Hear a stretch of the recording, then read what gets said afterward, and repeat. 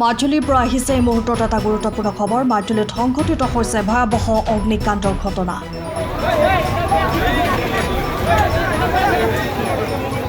একেলগে জ্বলি চাৰখাৰ হ'ল 6খনকৈ দোকান।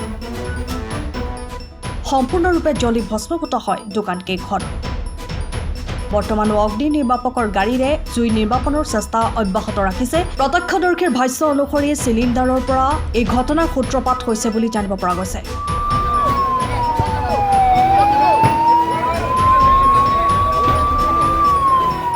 পুনৰ জনাইছো, মাজুলীৰ পৰা আহিছে এটা গুৰুত্বপূৰ্ণ খবৰ। মাজুলীত সংঘটিত হৈছে ভয়াৱহ অগ্নিকাণ্ডৰ ঘটনা। 6খনকৈ দোকান জ্বলি ভস্মীভূত হৈছে বুলি জানিব পৰা গৈছে আৰু বৰ্তমানো অগ্নি নিৰ্বাপনৰ গাড়ীৰে জুই নুমুৱাবলৈ চেষ্টা অব্যাহত ৰাখিছে।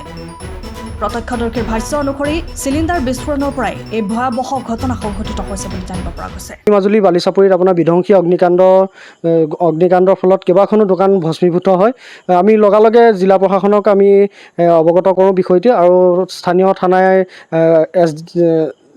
অগ্নি নিৰ্বাপক বাহিনীক খবৰ দিয়ে আৰু সেইমতে অগ্নি নিৰ্বাপক বাহিনী 2খন গাড়ী আহি জুই নুমাবলৈ চেষ্টা কৰে।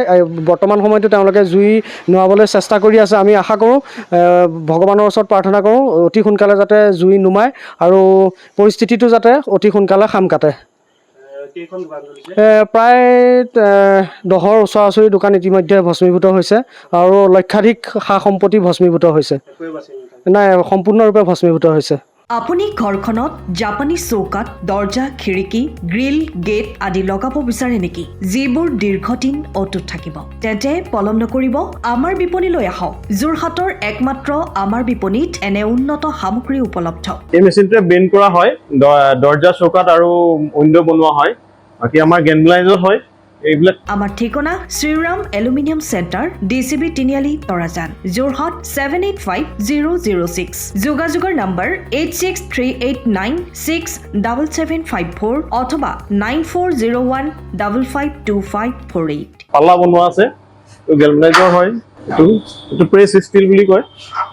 গেলভেনাইজৰ উইণ্ডো হয়। ইয়াত ষ্টীলৰ এইবিলাক গ্ৰিল দিয়া আছে, এক্সট্ৰাকে গ্ৰিল প্ৰয়োজন নাই। গ্ৰিল চব লাগি গৈছে আৰু এইফালে মস্কিটো নেটো দিব পাৰে।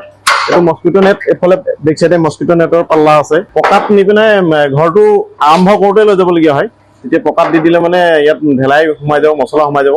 বালি মছলাটো ভৰাই দিলে মানে মজবুত হৈ যাব ইয়াৰ। সময়ৰ খবৰ সময়ত পাবলৈ ফ'ল' কৰক টাইম অফ আছাম।